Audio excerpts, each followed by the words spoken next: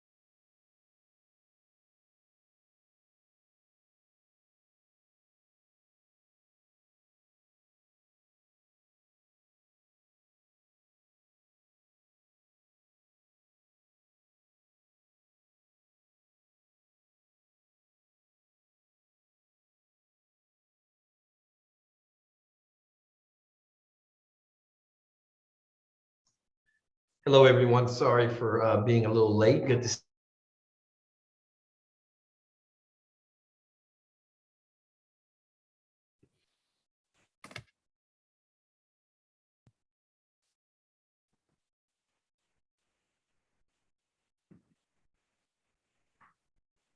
There we go. Okay, I think I'm back.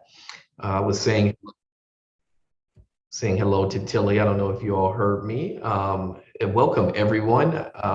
It looks like we are broadcasting live. My name is Ricky Shabazz. I have the honor and privilege of being the president of San Diego City College. Welcome to our bi-weekly College Council meeting. College Council is the highest level of governance at our college, where we have representatives from our various constituency groups on campus.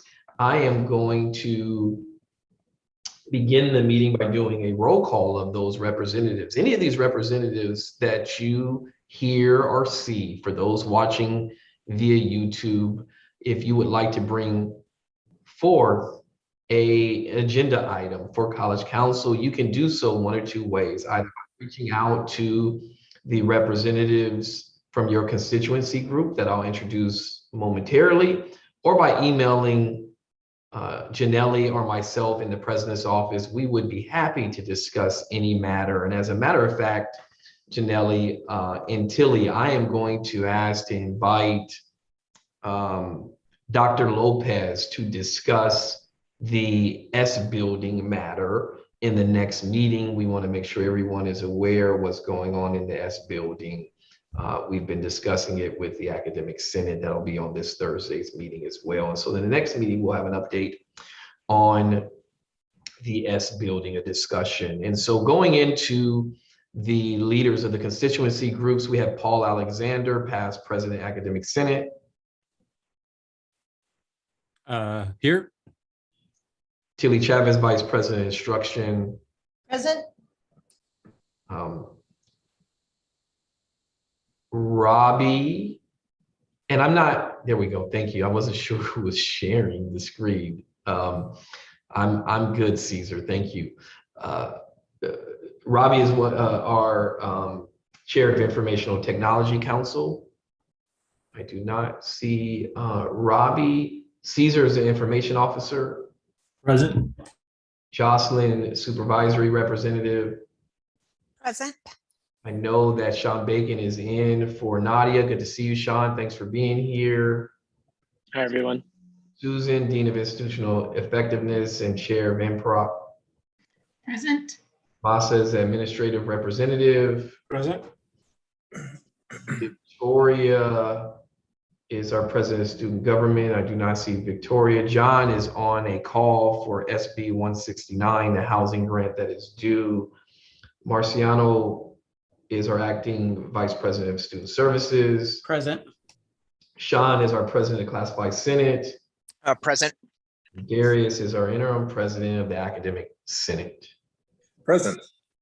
Well, welcome everyone. We also have a number of guests. We have 2 agenda items today. One will be an update for our HUBU conference that is going on, and I got the date wrong in my email. Thank you for Sal for updating that. It is actually on October 28th, and joining us is the creator of HUBU, Dr. Nisha Savage, to provide an update on the HUBU conference. Hi, everyone. Ricky, thank you for allowing me to crash the party today to promote the HUBU conference. That's actually in 2 weeks. I was counting as I was preparing for this meeting, and now I'm all of a sudden getting anxious. But I'm excited this year because of HERS funds. We were able to bring in speakers who we feel are going to, it's a powerhouse panel of folks who are, known in our educational, industry, and also to Dr. Cornel West, who everyone knows his story. He's coming, and Dr. Victor Rios will be also a part of the panel. And then we have Dr. Abdulmalik Bull, Dr. Edward Bush, and Dr. Kiki Ochoa. And so we're excited to be able to have that panel come and basically share with our students. This year, the theme is Pandemia of Virus and of racism. And so the entire conference is going to be talking about how, we were sort of like thrusted into this, pandemic and online environment. And so our students are having to grapple with so much in terms of, Zooming on, for their classes, learning how to access services online. And so, we're going to provide a space for them to talk about that and to also share what are some of the, services or some of the resources that they feel that they need in order to be successful in this online environment, even as we transition back to campus. And then, of course, even in a pandemic, racism didn't stop, and so having to sit through seeing the killing of George Floyd on national TV and just grappling with how our country continues to be a racist country in many ways. And so providing a safe space for our men, especially our Black and brown men who actually, literally have not a space to be able to talk about these things. They don't really have a space to be able to be vulnerable. And so we're providing that space for them at the HUBU conference. And so we're just excited. And we have so many of our faculty and staff, many of you who are in the space today, who will be facilitating workshops with our men. And so, again, we're just excited, and I appreciate all of the support. And I know that last year we had our virtual conference for the first time, and I was a little concerned about the, attendance, because obviously it's virtual. So you're like, okay, no one's going to show up to a virtual conference. Like, who's going to show up to a virtual conference? Well, I have to go on record saying that, Dr. Ricky Shabazz was telling me that for sure this is going to be the biggest conference that you've ever had.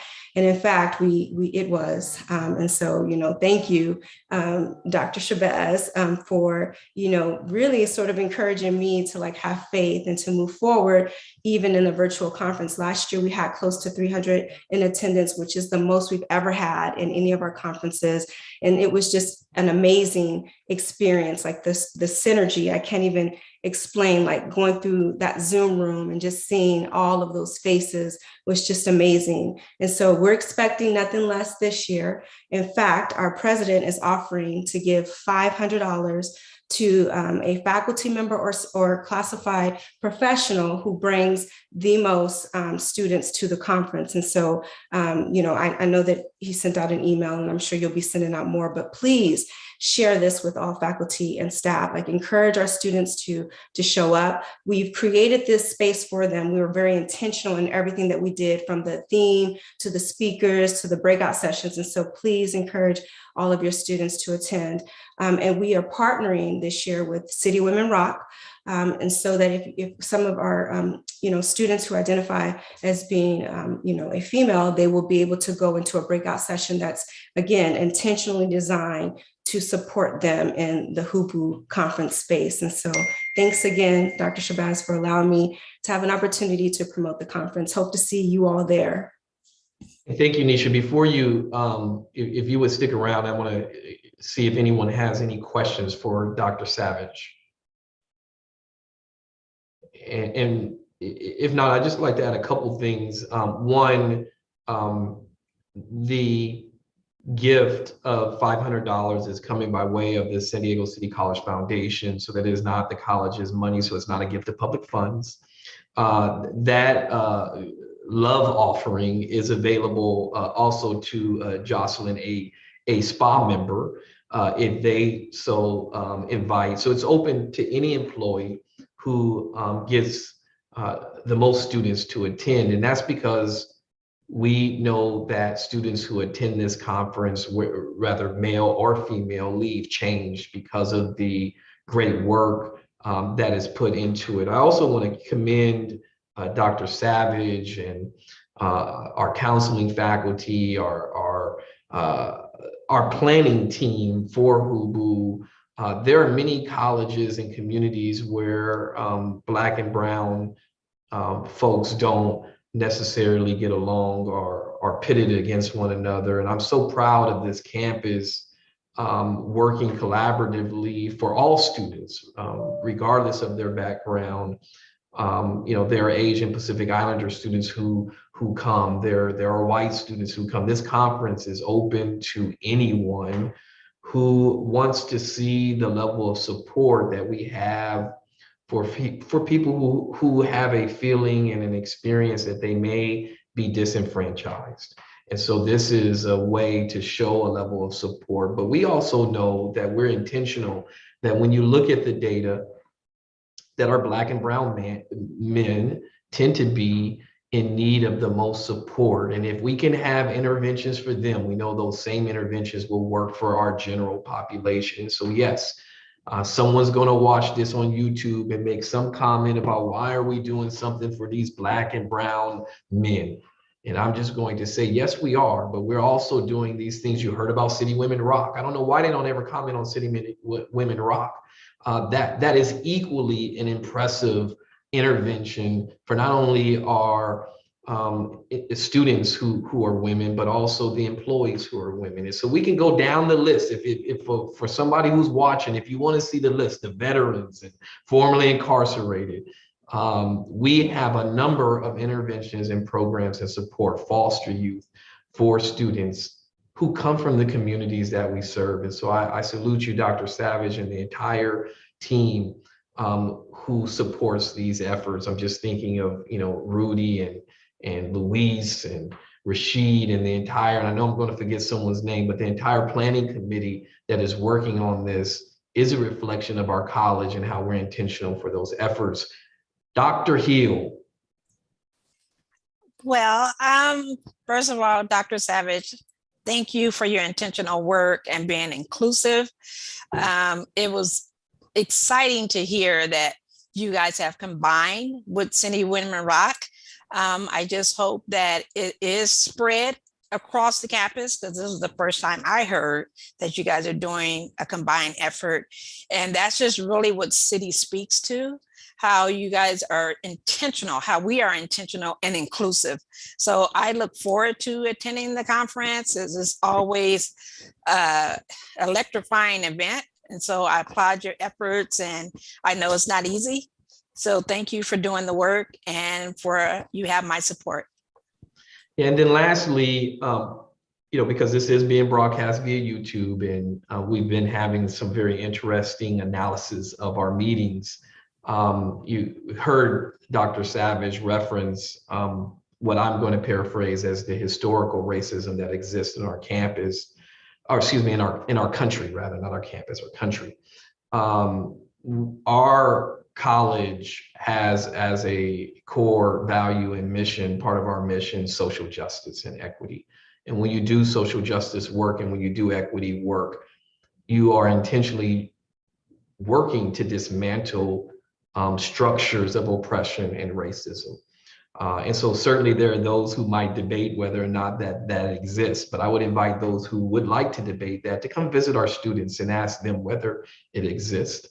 With that said, thank you, Dr. Savage, again, for your leadership and everyone who's involved in that. I would like to see the gift from the foundation go to a City College person. It went to a Mesa College person the last time. And so I'm putting out a challenge, a personal challenge, a professional challenge. And if it goes to the Mesa person again, so be it. But let's give it the good old City College try to ensure that those resources stay here on campus. Again, thank you, Dr. Savage. We look forward to another successful event, and it will only be successful if those watching it and those on College Council today support it by referring a student to attend. Thank you. Oh, the other thing, one last thing, we gave away thousands of dollars worth of scholarships and prizes to the students. And so students have an opportunity to not only leave with mentorship and encouragement, they can leave with something tangible that could help them pay their rent, could help them get a job, could help them buy a book. And so if you have, we all know a student in need who could benefit from this. So please refer a student if you could.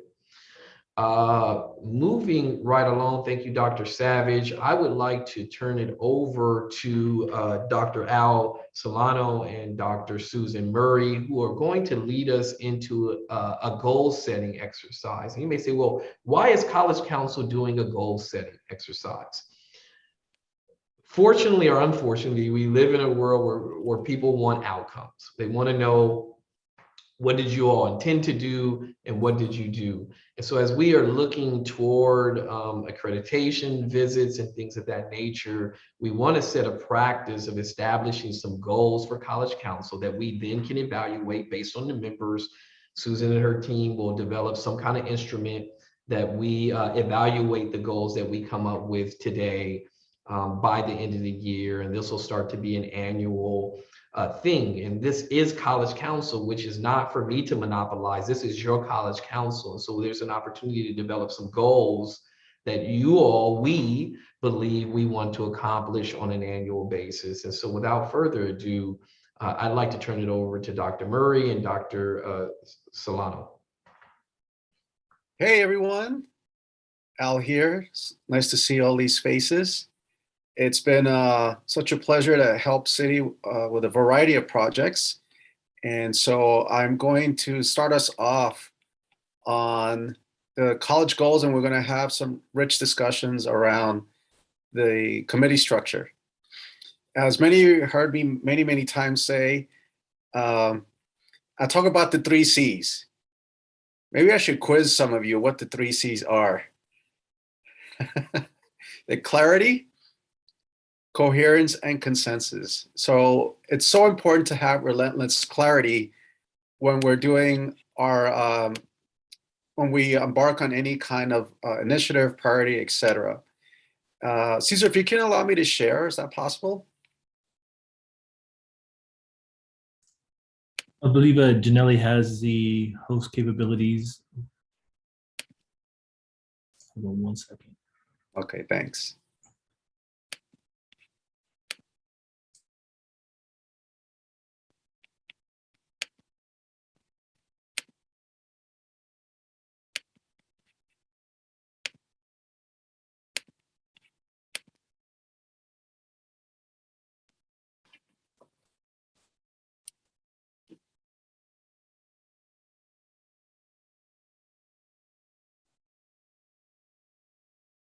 While he does that, just want to say hi to Dr. Savage. Nice presentation, good work.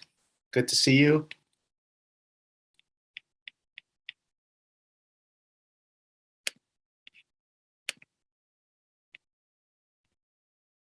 Still, I'll do some talking while we wait. So, relentless clarity, clarity around what are the goals and how do we keep track of them. We're also going to discuss the new proposed committee structure, and Susan's going to unpack that for us. And then we're going to end with the vice presidents. They've done some work to prepare for today, to have a discussion around some of these committees and how they and which ones would report to council. We'll have a discussion around that. And I can share. Go ahead and check it, Al, if you can. Okay. There you go. Perfect. So again, the three C's: clarity, coherence, and consensus. We're going to work on clarity. I already mentioned these just now. One of the things that I wanted to reintroduce everybody to is a student journey framework, and I'll explain why in a moment. But basically, it's connecting to our students to come to the college, helping them enter, progress, complete, and to have that intentionality around transition. And so when we were discussing the goals, one of the things that I had recommended for the college is, for College Council, is work smarter, not necessarily harder. When you already have certain priorities already at the college, those should be your goals as College Council. So I'm going to share another document. And what I had shared a couple of meetings before is that you have 5 priorities, and Susan can share these in another document in a bit. But these are the 5 here. Carrying compassionate connections. So if you look at the student journey framework, that covers pretty much all of the student journey. You have a learning culture built on social justice and equity. That mostly resides under progress and completion. Professional and talent development, also mostly on progress and completion. And then philanthropy and partnerships, philanthropy and partnerships. So you have connection to the high schools and then transition to business and industry and universities. Now, this 5th one, effective planning, prioritization, and process, that one allows you to, number 5 supports 1 through 4. And what I had suggested for your consideration is that these 5 priorities are College Council's goals. One of the things also we had just started to discuss is what bodies or committees, work groups, et cetera, actually do the work. But before we get to that, the VPs are going to talk about that later. What we want to engage you in is, okay, what do you think as having the priorities as your goals, and also any other input? Maybe there's other considerations, other goals that you would like to have as College Council.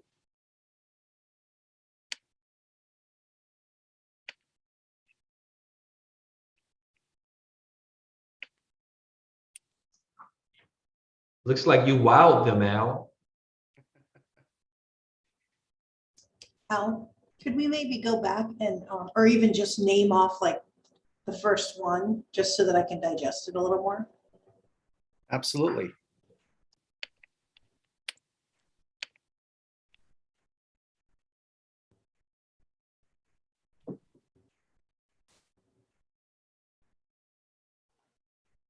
Well, I'm just going to speak up a little bit and just say I'm a little biased because I was kind of in the helping of, we had like many more goals, and trying to put things under certain spaces and umbrellas can be difficult too. And as I start to think of different ideas and projects, I could probably find a way to fit it into one of those 5. That's just a personal thing. So I just thought I'd get us started. Thank you, Tilly. This is Sean. I like how this is focused. I think this keeps coming back to the students, supporting students, student journey, and then also integrating our social justice and equity. And I think kind of focusing in this direction will keep those as the groundwork.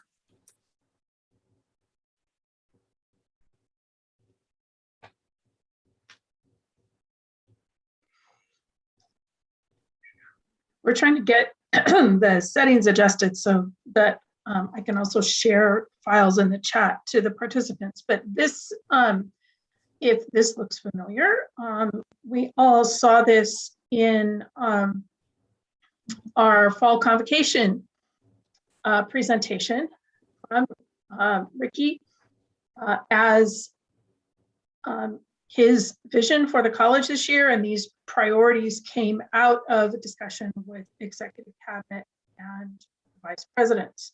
So this is not something that we arrived at out of the blue, but as we reviewed college documents in preparation for this conversation, this really seemed to capture a rich framework for goals that College Council could consider. You think of College Council and its role as the highest level of governance within the college. We're looking at the picture of the entire institution. There are specific constituencies and specific areas of operation and governance groups that all report here, but we're taking that institutional perspective. So this seemed to be a good framework to present to you all as a starting point. But as Ricky noted, we wanted to be open if people had other suggestions to bring that go beyond these 5 areas. Masa. I have more of a question. Are these things clearly mapped onto campus mission statement and also the value statements that we have currently? If not, are we plan to kind of go backward, like upward, to readjust campus value in a statement to reflect these practices? Before Susan answers that question, I just want to say, I'm glad you asked that, Masa. You're welcome.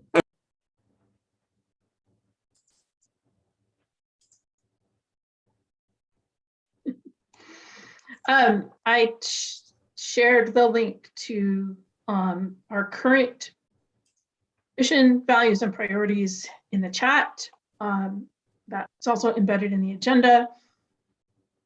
There has already been some discussion about potentially the need to do a more comprehensive review and update of these statements. I've been at City 5 years, and these have been in place that entire time. I don't know exactly how far back they date. That could be an outcome of this work. It may be an outcome of the conversations that we've had around our college equity commitment and statement, and it may be an outcome of our strategic planning as well. So I don't think it's something that I don't think we need to put this goals conversation on pause to work on that. But if we are recognizing that things that are emerging as priorities for the college are not well reflected in this statement, then that's a sign that we need to go take that next step and go through a more formal revision process. Yes, Susan, I didn't mean to halt it and stop it, but it's kind of like a opportunity for comparison to identify the gap if stated, statements which should guide what we do are not what we really are doing. I think that I thought was an opportunity to kind of revisit the statement. But Masa, if I could align what you are inquiring about and what Susan's answer happened to be, Susan, Al, and I absolutely talked about a crosswalk, and that I've actually formally requested that Susan either work with Al or that we bring someone in to help us do a crosswalk with all of these things so that it's visual. We had done one, and Susan had done one, and we're so lucky to have Susan. She had done one for the college's planning process to talk, and crosswalk is probably the easier way to say it. I tend to talk in terms of vertical and horizontal integration, but when you think about integration, it really is a crosswalk to see where these things align. So that was certainly something we talked about. The other piece is we develop our align or focus this discussion on goals is an assessment instrument should occur annually to assess people's perceptions or otherwise, and when I say people, I mean the members of College Council, to assess people's level of participation, whether you knew what the goals were, whether you saw alignment in terms of what we do in College Council to set goals. And that could be presentations, that could be a number of things. And I think I'll stop there. I don't want to get too far ahead of Al or Susan. Well, I'll go back to the spreadsheet for a moment, because if these are your goals, we were just brainstorming. This is not final by any stretch of the imagination, but then aligning them with those groups. What are those bodies in at the institution that's charged with implementing these goals? And as many of you know, I'm a big fan of logic models. I think they help to organize the work. And here's an example of one with a professional development committee where you have a stated outcome, you have some metrics, you have some outputs, and you have some activities. Now, I'm not suggesting these are the things that cities should do, but when a work group or a committee engages in logic model exercises, and Nisha knows this firsthand, when we engage in this exercise, you have all sorts of aha moments and key takeaways. And so if these different work groups, committees begin to do that work, then you'll see opportunities for better communication, better collaboration. And when College Council has access to all of these logic models, it allows you to see what's the work that's happening, because these logic models are living documents. It's not like you're going to create them at the beginning of the semester and you're done.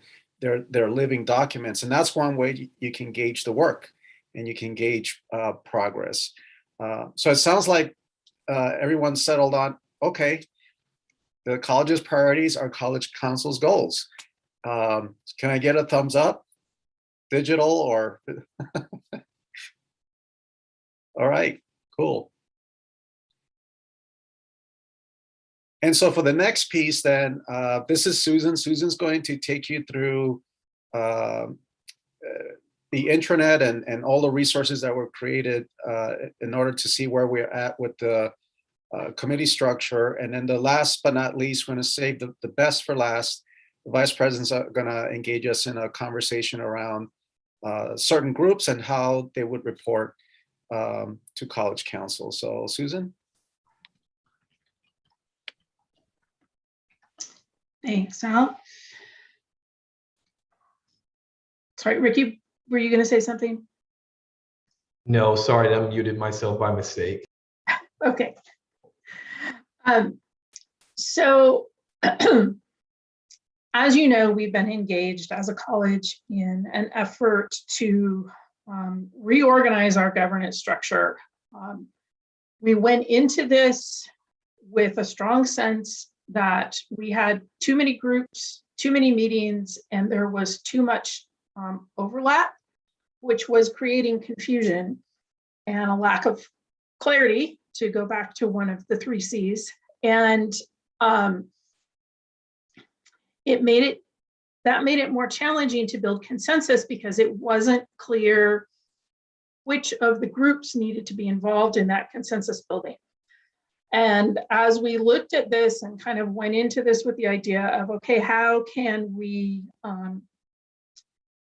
reduce the number of meetings, reduce the number of groups, and still have vibrant and rich participation in our participatory governance.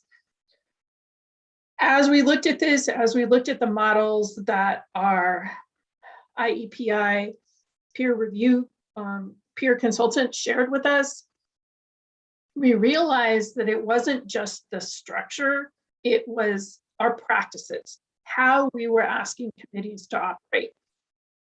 What expectations were we setting? How were we ensuring that committees were contributing to the work of the college so that that's productive time?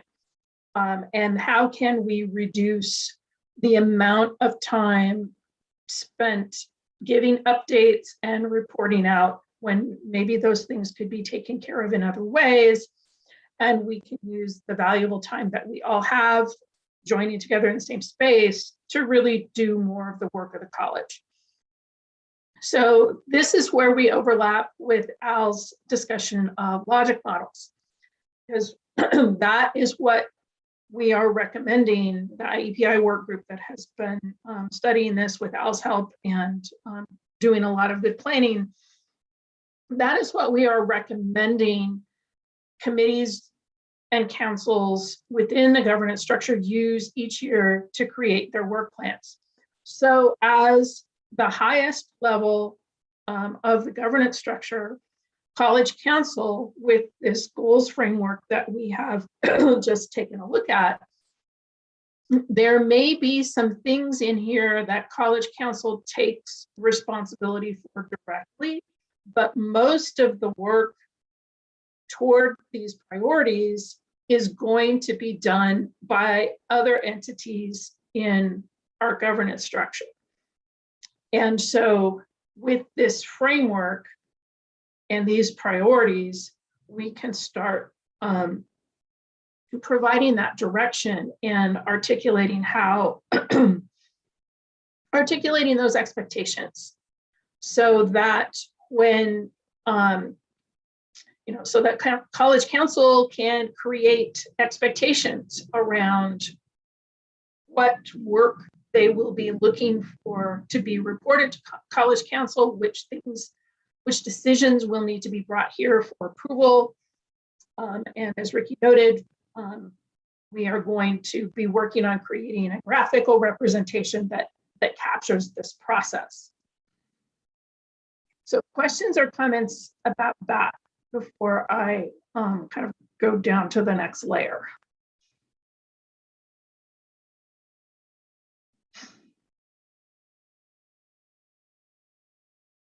All right, so this diagram should look familiar by now. We have been sharing this with College Council and constituency groups since sometime last year. And what we are proposing with this structure is that these 5 nodes around the circle become the primary channels or the primary structures within our how we organize our governance for information to flow to College Council. We also have our constituency groups over here. Those will remain as they are. We're not proposing any changes within those groups. Those groups all have representation here on College Council and can bring this forward. But then we also have specific areas of focus that our governance groups look at. So some of these, probably professional learning and city planning, align pretty closely with existing bodies that we have. We have a Professional Development Advisory Committee. We have MPROC that has functioned as our college's planning council, even though the name is a little bit outdated. We've been having an ongoing conversation around this group. We're calling this City Culture for now. That group can certainly rename this, but bringing together are the different bodies that are engaged with student equity, with diversity and social justice, that are doing programming and events around those areas, and then I guess moving those toward more of one voice for the college in leading these issues. Then we have resources, and then we have the student journey, which is probably the largest and most complex of the areas. So this may take some time to evolve, but this is where we are headed with the governance structure. Questions about this? I'm hoping that this looks pretty familiar. We've talked about it a few times and have been bringing it around to different groups. The stage that we're at now is having conversations with all of the existing committees and different bodies that would come together in each of these areas. Sean. Yes, Susan, quick question. You may have covered it, so I apologize, but is the idea that there will be those 6 committees and then college council, or are there work groups or like subcommittees to those 6 kind of, I'm going to call them spokes on the outside of the wheel? Yes, good question. And yes, that is part of the picture. What we are looking at is sort of a structure with these levels. Our executive council is college council.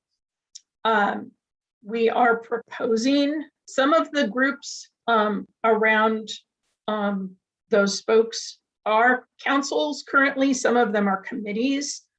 We're proposing that we kind of standardize those as councils. Many of them have standing committees that work through them. As an example, MPROC, as the planning council, has the accreditation committee and the research and effectiveness committee that are standing groups that report to there. But then there are also work groups that are more task focused and temporary. And then our senates may also have committees and work groups. And then we have our executive cabinet, instructional services cabinet, groups that are more role-based. They're defined by the positions of the people in the group, as opposed to the governance side where we're representing the voices of constituencies within the college. So yes, great question. And all of these things are kind of moving together simultaneously. Awesome. Thank you, Susan. Mm-hmm. Can I offer a qualifier, and I commend Susan for her continued effort and everyone who's working on this. There's a faculty group as well. And a number of times, we do our best to not think in terms of hierarchy, and then it creeps right back into the things that we do.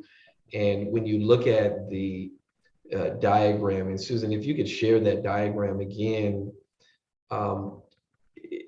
this diagram is more in terms of communication, not in terms of hierarchy, right? And I feel compelled to say that because one could look at this and see, well, hey, councils are less than committees, and work groups are less than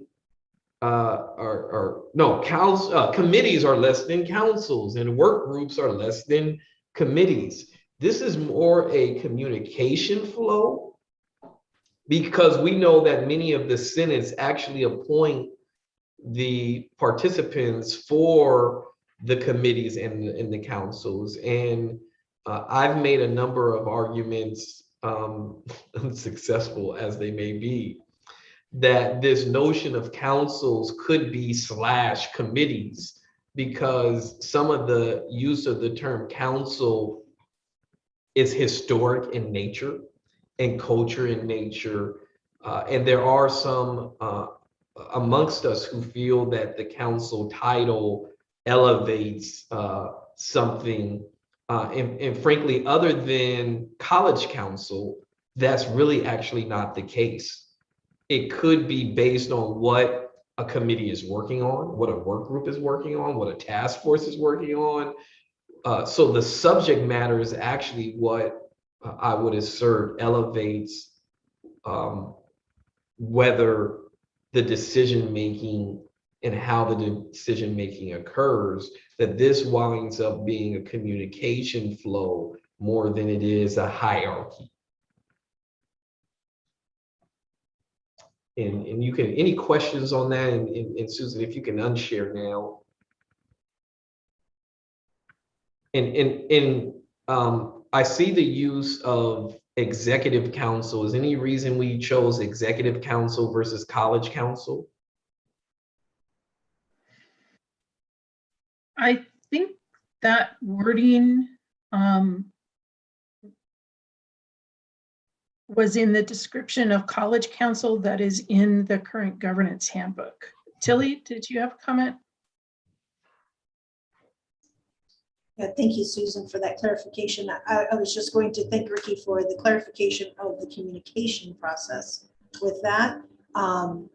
Because it gets a little, it can get a little confusing, and we're so many in so many places that I really like how we're taking the layers of each piece of this to look at that.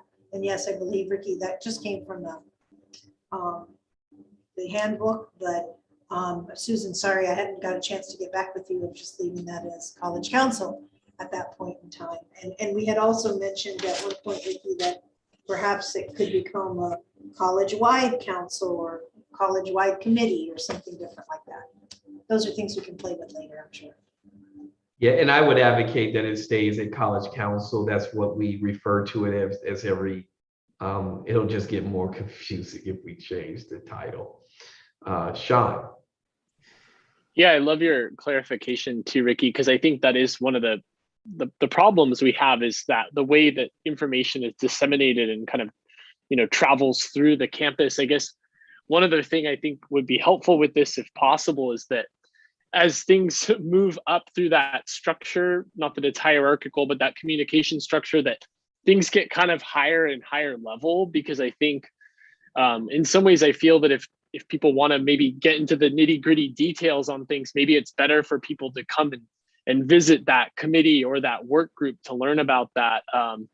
Because I just think it's important that as we transition to the higher levels, not to make it sound hierarchical, that those things are slightly simplified. And if people want more information, they can potentially visit those committees, because I feel that'll really reduce the redundancy that even I feel, and I don't go to as many meetings as a lot of you, where it's like, okay, here we go, kind of heard this and I'm happy to listen again. But I think if we could get in a habit of going higher and higher level and having people travel down that hierarchy if they want to learn more information, it would also make everything a lot more efficient. Thanks, Sean. Yeah, that is a really good point. And I like the way that you described, that there's a need for people to really work on the nuts and bolts, but you can't have people doing that at all of the steps of the process. And that is a way that we tend to get somewhat bogged down in our decision-making at times. And so to know that it's, it's here where things, really get vetted, and that those are places that do have the constituencies at the table and do have those voices there. And then as they move through that communications flow, yes, there are opportunities for feedback and input, but the guidance would be that it's not in a way that sends people back to rehash the details, but that you go there in the first place if that's where your interest is. And I think a lot of that's about just trusting the process, right? And trusting that our committee structures and the way we appoint people is inclusive and successful, and we have the right people in the right places. Because I think if we can all agree to trust that process, I think we can trust that the work being done is effective and on target. Awesome. Yeah, I just, what Sean just said reminded me of, the second column on the chart where the Senate is above the committee. But if you think about the function of curriculum committee and its relationship to Senate, it's like a flipped, in a sense that a lot of nitty gritty discussion happens in the Senate as a General Assembly, where, a lot of discussion happens, but more policy level, more macro stuff seems to happen aside from, going through the curriculum themselves. That conversation happens in the committee, how we, organize it now. So I don't know if it helps to relabel these things by function, not by how its relationship is. As in, currently Senate appoints people to the committee, but sometimes this meta level question, like, larger micro stuff happens in a bigger chunk, and a smaller, it's kind of flipped. So I wonder if we can address what Sean just said. It's just from my experience I wanted to share. So Masa, that's an interesting concept, right? Because depending on the nature of what is at hand, I think all of this could be flipped, which is why I was trying to say that it's not really in hierarchy versus the way things are communicated. So even, depending on what project the curriculum committee may be working on, the fact of the matter is that the academic senate and the classified senate appoints people to these committees. And when they appoint people to these committees, the people are supposed to, in theory, provide updates to said constituency groups. And so while you may be looking at the function of approving curriculum, I'm talking about the function of placing people in these places as representatives of those bodies who are then in turn supposed to share feedback with their constituency groups. And But also the case where unless you have these, hands-on working knowledge, it might be difficult to engage in, like a macro level discussions too. Not saying that's always the case, but, unless you have some on the ground observation of things, it's harder to, contextualize what's being talked about at, say, MPROC or something. It's really hard to see how does that relate to what I do as a classroom faculty or counselor or classified professional in different offices or supervisors. So there might be a bit more layers there. Yes, absolutely. And that is where our plans for the internet come in. Because right now, the way that we tend to share information within committee groups is via email.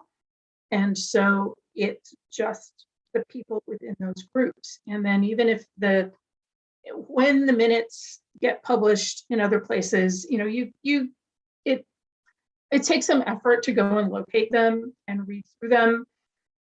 And we really want to try to open up the communications and create repositories of information that will serve multiple purposes. It will help each individual group function better because things won't get lost in email or get subject to people's inboxes going over the file limit. It'll make it easier to go back and find things. It can make them viewable by people who are not part of the committee, because we're a public entity. Our governance system is intended to be a transparent one, and so we need to have a place to put all of this common information. And then Ricky mentioned early in this conversation, for purposes of evaluation and accreditation and documenting evidence, we need to be able to find these things when we want to do that evaluation, when it comes time to show external evaluators what we are about. So I'm going to give you just a very short preview of what we have been building in the internet site. We hope to be rolling out access to this around the end of the month. So right now we have kind of 3 key areas that are being built out, and they're all driven by our employee directory. On the back end, this site, thanks to a lot of work by Rob Ewell and his team, is interacting directly with the Active Directory listing behind our college Outlook accounts. So this is an employee site. We have our public website for communicating with students, and if there are things here that should be part of that public site, we can easily bring them over. But this is going to be our internal infrastructure for our faculty, administrators, classified professional supervisors, even NANCE staff, anybody who has, gone through the HR process and has an email account could potentially get access. So that employee directory will sit behind this. And then we've been building out 3 areas. One for communications that's being led by Caesar's team.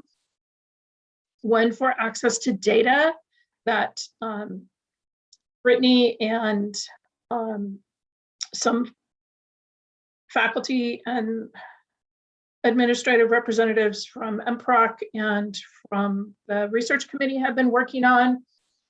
And then governance.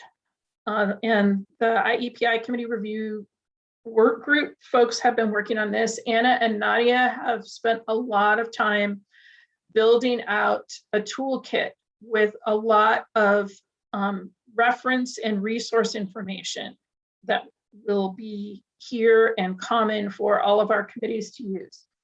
And then just as an example, to look at each committee, each group will have a site that includes our constituencies like Academic and Classified Senate, as well as committees. So this has an kind of a home page. There's a space to share resources and documents. There's a space to post agendas and minutes. There is a calendar, and the calendar for each group can be rolled up into a master committee calendar. So when you add your individual entries, there's also a main calendar view that lets you see all of the meetings. So if you need to try to find an open time to schedule something that's not a public event, that would be a good place to look. And then each of the committees that report will have its own page with the same information. So we are in the process of creating this infrastructure right now. Like I said, and we hope to have it ready before the end of the month, and then we can start adding the membership of these groups. We will get to the point where all contract employees and adjunct and part-time employees as needed will have access to all of this. And then that will be an information resource that will help with the work of committees as well. Sean? Yeah, just a couple more questions, if you don't mind. Susan, I think one of the things that I'm most excited about this is maybe like reducing the amount of duplication of work that I know happens sometimes where one committee and another committee are sort of working on things and they maybe don't even know that they're both working on the same thing. But the other thing I question is, I think a lot of this is like building new habits, because I think we can build this new system, but people still have to do the job of uploading the minutes and uploading the documents and getting them there. And I guess maybe more from the other end of things is how do we encourage that, or how do we monitor that in a way that we know that it's happening? And I don't have a good idea. I just worry that we built this great new tool, but where's the follow through? How do we ensure that people are doing that work so that it can be accessible and something that everyone can see? Because even on the site today, there's great places where people put minutes, but I often go to look at them and they haven't been uploaded in a few months, right? And so there's not current information there. And I wonder how, as a campus, we can culturally shift to emphasizing this more, embracing it more as a part of our process that's really integral to the work that we do, so that those things are current. My last one is a question, and I don't know if it's possible, is it might be really nice if there was a way to build a directory where you could see faculty and then what committee they are on or assigned to. Because I know one thing we deal with a lot in our area is trying to keep track of who's where, because sometimes, like what Ricky said at the beginning of the meeting, is if you want to bring an agenda item to this meeting, you sort of have to know who's on that committee and how do you get it there. And I think also for reporting purposes of making sure that full-time faculty are fulfilling their committee requirement, it would be amazing if there was this depository of a directory where I could see people and look at, Sean Bacon, CMOC or this and that. And I just think that would be a really helpful resource if that was possible. Yes, Absolutely, it does go both ways. You can look at a committee and see who's on it. You can go back from the individuals. So yeah, that is in process. Yes, the work group has been thinking quite a bit about professional development, about the training that's needed. With Al's support, he has some resources on good committee practice that we're going to fold into that.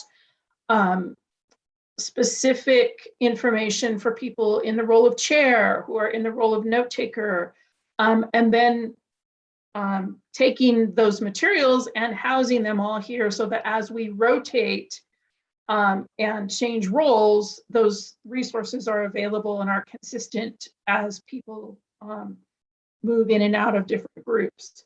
So I don't want to take a whole lot of time on that now, but absolutely, yes, these are all things that we have been thinking about, and we realize this is not going to be a one-shot thing. It is going to need that ongoing support.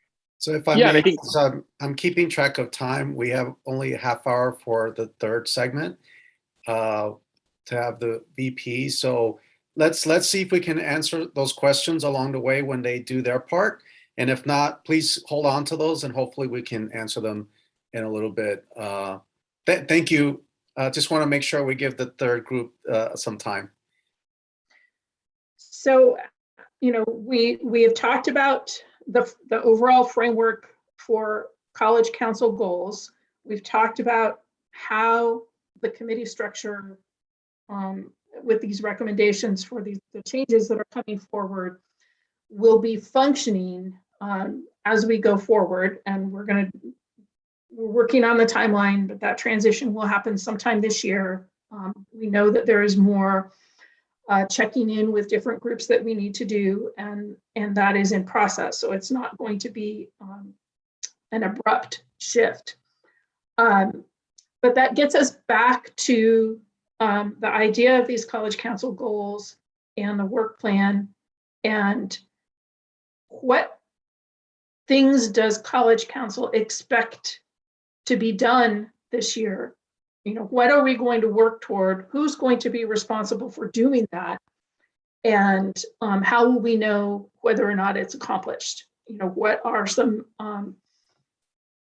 measurable changes that we would expect to see if those things happen? So, Al, I don't know if you want to just bring that spreadsheet back one more time before we kind of, I don't have it up on my computer, unfortunately. So we've identified these 4 areas as college council goals with, you know, effective planning, prioritization, and processes, things that support all of them. We've called out the segments of the student journey that are impacted by each one. And we've started to identify some existing committees, entities within the college that are working on these areas. So here is the point where we can kind of get to some of the specifics. And want to bring the VPs into the conversation and think about, you know, what do we want to set out for the year? And then how will we know that the work is being accomplished? What are the expectations of the college council for hearing reports and updates? And how are we going to interface without just saying, yes, those goals are solely the responsibility of college council, and I guess what I'm trying to prove the point that that's not something we can do. That, you know, even though this group is mighty and represents all areas of the college, it's not our role to take that on. It's our role to ensure that the work of the college is moving in that direction. Maybe you can say it better than I can now.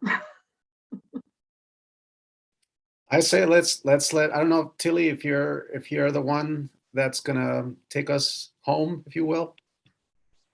Well, I have Caesar and Marciano because John is not here with us today, but in spirit, he's here. So thank you. And thank you, Susan, for, this is a difficult topic. I mean, it's really, you're talking about that spaghetti mess that we started off like 4 years ago and trying to make some sense of it. And I came into that beginning part for myself and just kind of ran wild on roller skates and said, I guess all I do is go to committees all the time. And I know I went to the boss and said, how do I get my work done? So this is part of that for us as well. And so moving forward on those kind of things, we have a draft. And it'll look prettier at one point in time. I heard Sean make the comment about the spokes earlier from the first hub that we were looking at, the wheel, et cetera. And Caesar, if you can maybe share with us the circle diagram, yes, that I know it's drafty. It's very drafty. We're trying to still take that other piece and make a little more sense of that in the pieces of trying to answer one of the questions that Susan just said.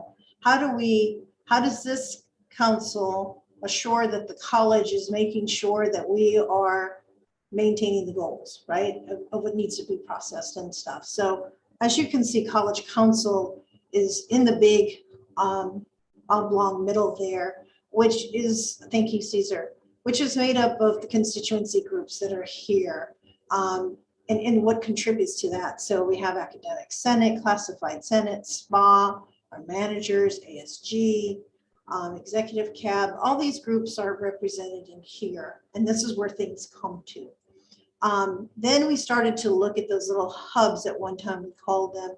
And I'm just going to start with the one on the top left where Caesar's at with the student journey, if I may, just to give a sample, an example where we are too. And this is a work in progress still. I know we're looking for completion, but we're getting there. It's a slow process.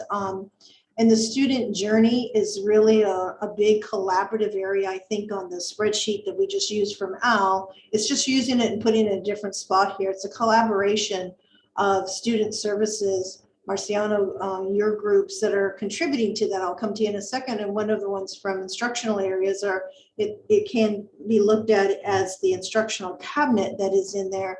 And also like enrollment management, guided pathways. These are all things that will come. And one of the things that I'm just going to kind of say it overall, and then Marciano, please jump in, just looking at the one circle of student journey. Ideally, as we look at the goals of College Council here, we should have these hubs be able to present to College Council certain times throughout the year, maybe more often, but at least we know that we're going to hear from the student journey at least once a semester. I'm just throwing something out there because that hasn't been determined. So don't hold me to that right now. I'm just giving a suggestion of something like that. So then we know everything that works within and communicates within student journey will come to College Council. And then we can look at those goals at that same time. Marciano, do you want to talk about the student services piece of student journey? Yeah, I mean, I don't know that we want to get bogged down in some of the detailed stuff, but I think one of the important things, and Ricky alluded to this earlier when we first started with, this is really about the way that we share information, right? And I think that's what Tilly was getting at with this is, we want groups as they're meeting to be thinking about how does that information get back to College Council? How does that information flow so that other folks, and I think Sean was talking about this a minute ago, folks are doing work. We just don't always know what that work is, right? And so sometimes folks feel like, work is being replicated or, oh, this group was working on that, we were working on this. And so really what we're trying to do on the student services side of things is, for example, and like with the SIA oversight, is trying to bring all those groups that work together with equity, basic skills, our Student Services Initiatives Council, and bringing all those groups together because they're all working on things that impact the student journey from a student services lens, and then being able to feed that information back to College Council so that folks know what these groups are doing, what initiatives they're working on, how they impact students, because one of the things that we've identified is that when folks are meeting, oftentimes they're talking about barriers that have been created, and particularly on the student services side, someone will say, oh, this is the barrier that we've identified, but they're trying to figure out how do they work to fix that barrier or to break down that barrier. And so hopefully this will allow us to really work in synergy together to be able to share that information and then come up with ways to improve the student journey. And if I could chime in there real quick, thank you, Marciano, for that analysis. And to Sean and Masa's initial discussion, like this document is probably more in parallel with the first document that was shared, right? So that you don't see this hierarchy per se, but that the information is actually flowing from these areas. And I know we were using hubs for a minute. I prefer really to use committees, but that's not the local preference because some of them are councils and others are committees. I think it would be, frankly, I think it would be simpler to understand if you had college council, then everything else was a committee. And that's not to lessen something, but when you start getting into these different definitions of a committee and a task force and a work group, that's where it starts to get a tad bit confusing. And I also had a preference that every committee could have a work group or a task force or a subcommittee. And an example of that would be diversity, right? And to your point, Sean, there are a lot of people who are doing diversity work, right? You've got World Cultures, you've got VAMP, you've got the Diversity Committee, you've got the Social Justice Committee, that if all of those, and maybe the name, I mean, the groups can get together and come up with the name. So I'm not as focused on the name, where the Diversity Committee is just a placeholder. But if everybody that is doing diversity work, and we agree that the names that I just shared are the primary places that work is being done, if those folks come together and form a committee, then out of that committee are subcommittees, so that you don't, you still account for the work that VAMP and social justice is doing, then there's a central place that rich discussion is occurring amongst all the groups. Because if you really looked at it, for the most part, it's the same people anyways.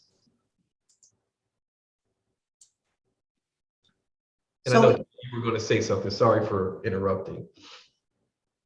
no, I was just going to continue. That student journey was an example. Ricky, thank you gave the example of the other area of culture, which is another piece. And there, we actually collapsed them, not for real, just for the sticky piece of putting diversity committee in there, because currently we're working with the social justice VAMP and all those to be within that. So that's what we're just trying to show here. The resources is really kind of like in the old hub is that funding area, and looking at it being like a resource council, and you know, what types of things might go into that. We did pull out professional learning as a separate one, because we just really felt that that was so important to maintain for the college as something that no matter what kind of PD is happening in our college, it's something that we all need to be informed about. At every level. So I thought that that was really one that should be put over there. And then Susan, if you're here and you want to feel comfortable talking about the planning one, otherwise I can try to do a little bit myself, but you're here, so I'll take advantage of that moment too. Sure. So MPROC's primary function for the last couple of years has really been as a college planning council. We have had the accreditation committee and IREC. We've also had the guided pathways committee and the enrollment management committee. And we realized that those started there because with both of those efforts, we started with planning. But as the plans were developed and we really moved into those groups making more operational decisions, we really felt like they needed to move over and be affiliated with Student Journey, because that's where the impact of that work is being felt. And that leads us to another thing, and I don't know, Tilly, if you can share it really quickly, or maybe Caesar has it, that the IEPI work group has been wrestling with, and also the vice presidents. Operation. Because, yeah, we have learned that we really have a mix of different types of groups, representative groups that are designed to ensure that all the recognized constituencies have a voice in planning and decision making, and then the operational groups that are more formed around specific roles or functions or positions, and not necessarily constituent voices. And that's another area where we need to develop some clarity, to go back to that word. And that's where some of the duplication is happening, that we have multiple operational groups wrestling with the same questions.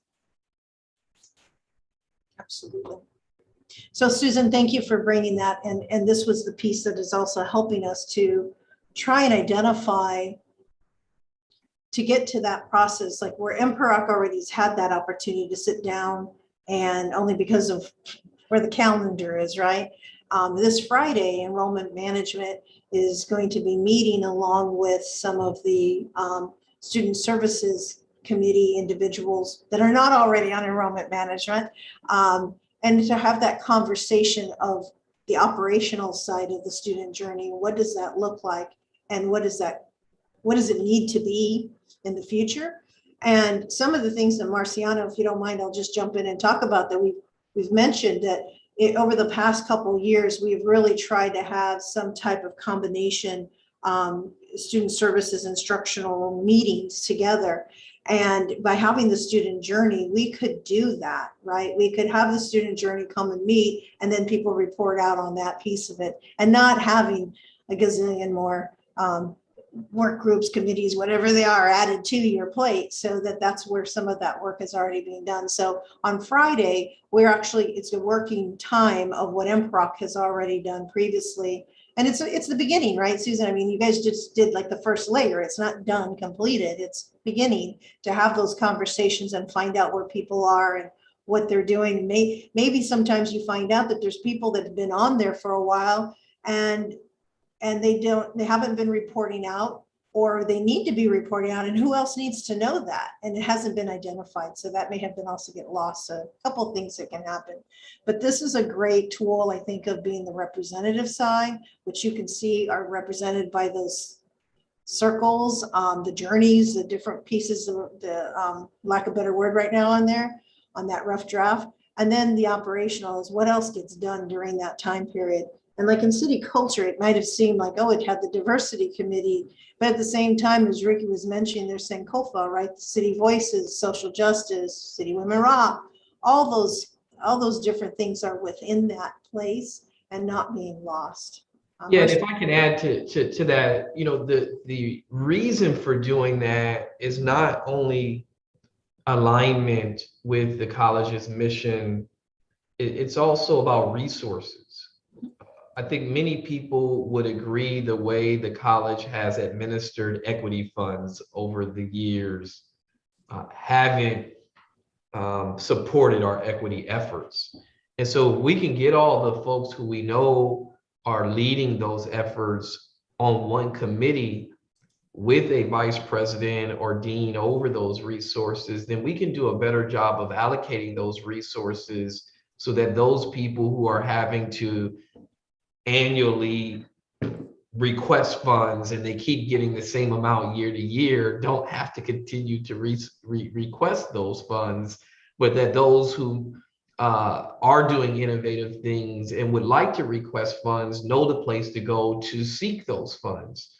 Right now, we've heard a number of concerns expressed in the way that some of our equity programs receive their funding mid-year and then are expected to have outcomes when they've only had half a year of funding.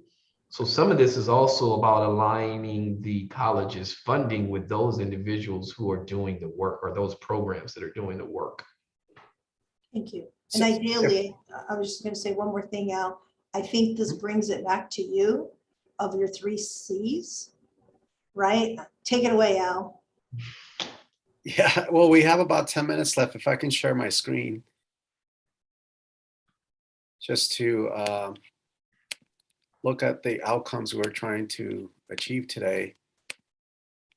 So we discussed College Council goals. We're set.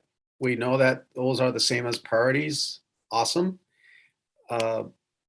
We went through the proposed committee structure as well as how to, a little bit more about the intranet. This one is going to take some time. This is messy work.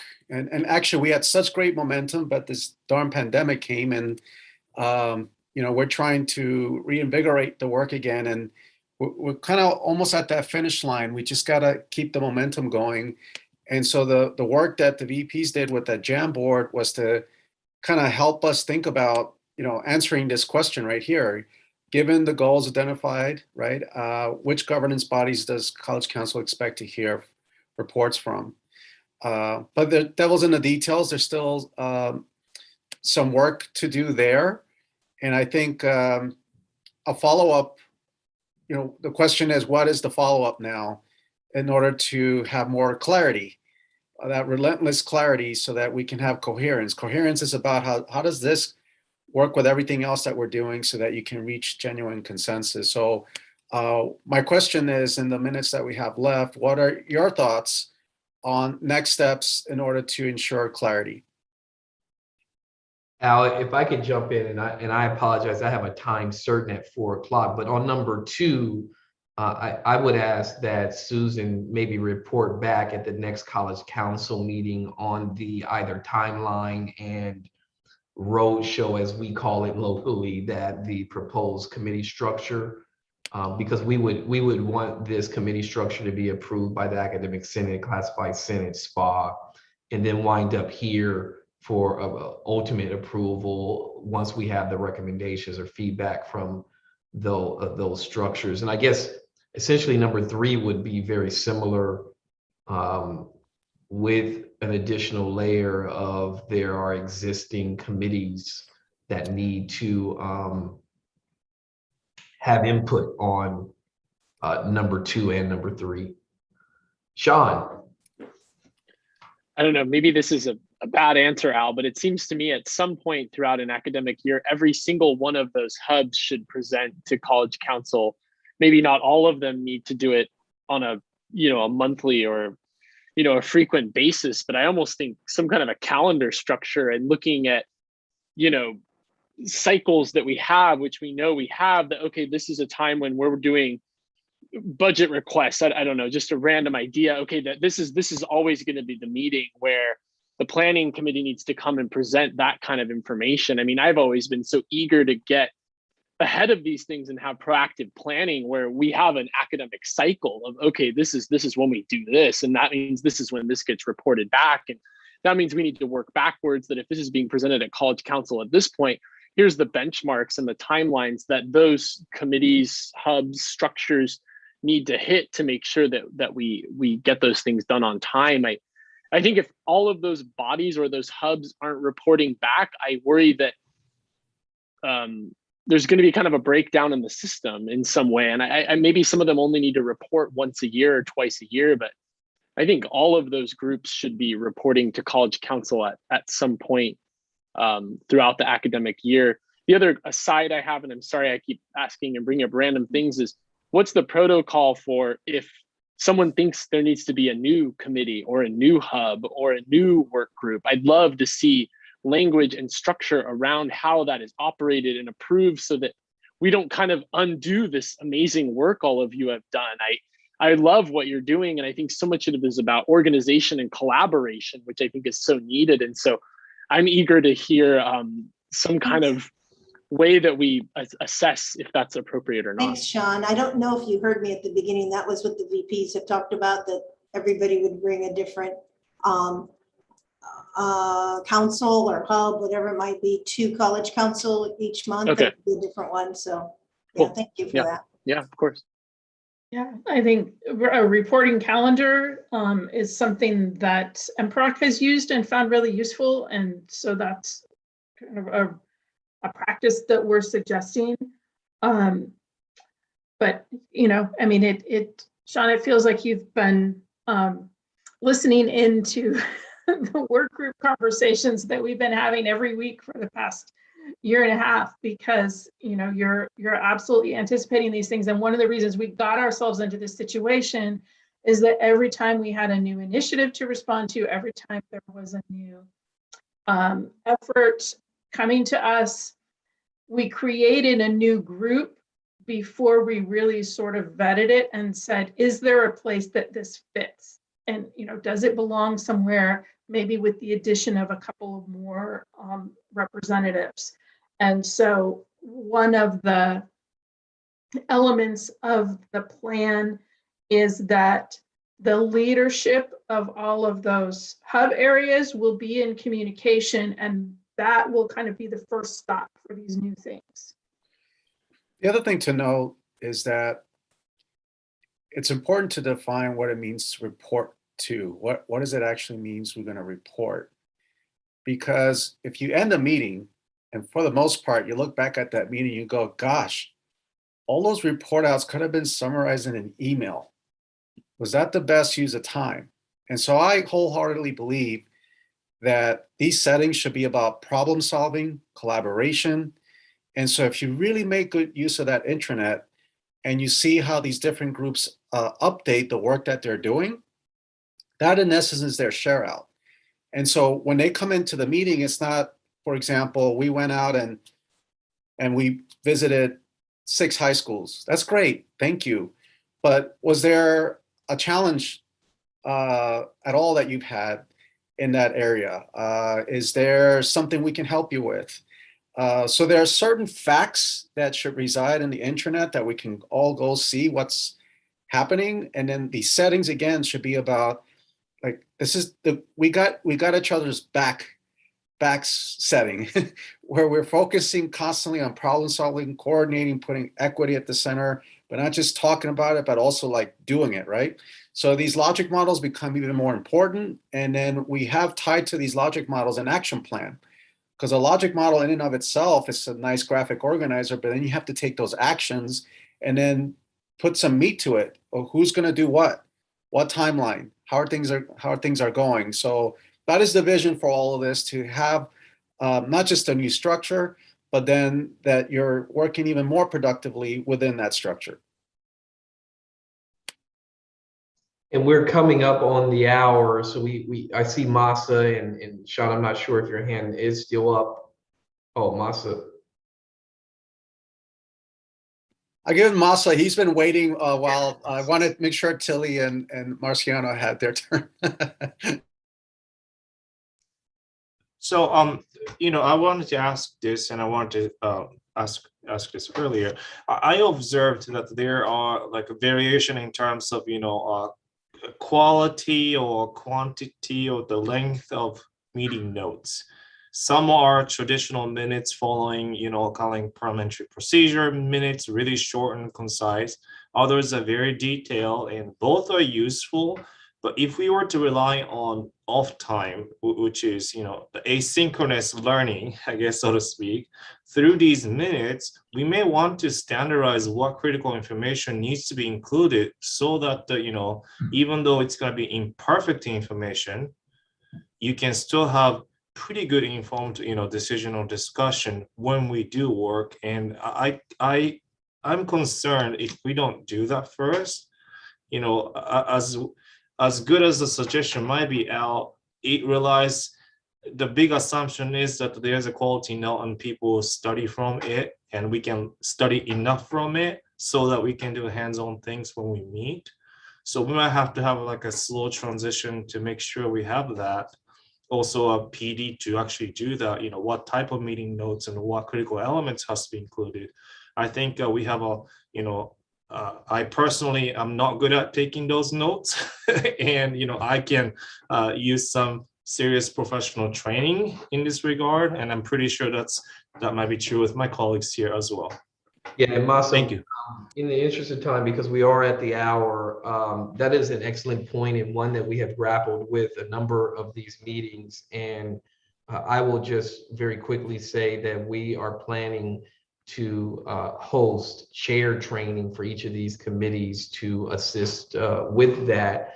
And I know what you mean, but I feel obligated for a quick response that the challenge with standardizing is that the meeting notes really do have to be agreed upon by the committee.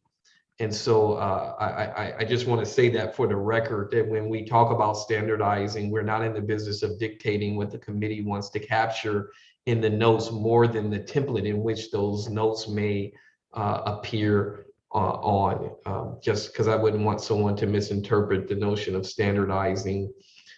Sean?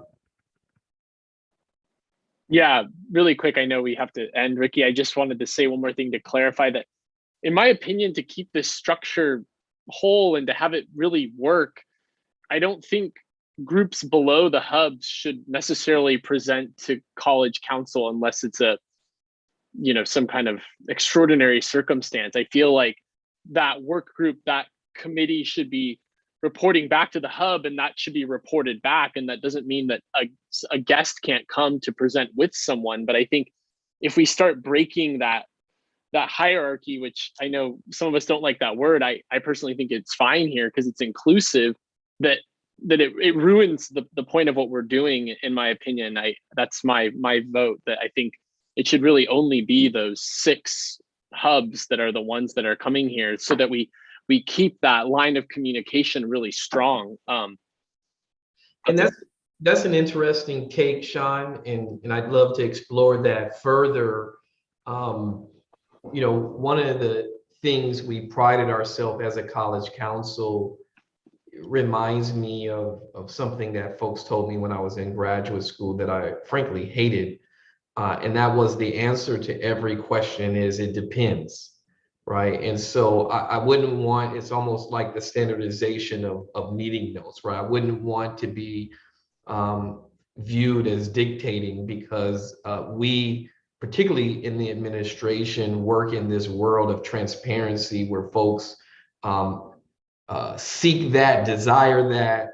And I could see, Sean, while that may not be the intention of your analysis or suggestion, that if someone was within a hub and felt, perceived, or otherwise that they could not present to college council, we would be hearing about this notion of transparency. And so I think that if there was a protocol in place, like, hey, did you present to your hub? But then there are also other instances where we as a college council are grappling with something, i.e. the science building, where we actually want people to come so that there is this spirit of transparency and everyone is aware.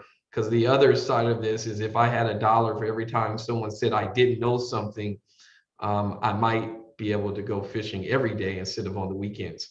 Folks, it's been a very rich discussion. We'll continue. Al, always appreciate your leadership. That is going to conclude our College Council retreat.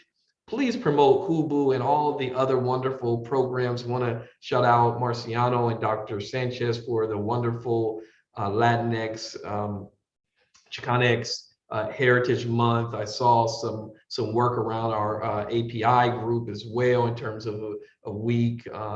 Upon us are a number of other cultural awareness months, our abled students, and a number of other things going on our campus. Thank each of you for what you do for our campus. I've got to transition to another meeting, and we are hosting ACCT, the conference, and their delegates today at our wonderful City College campus. Take care, everyone. We'll see you in 2 weeks.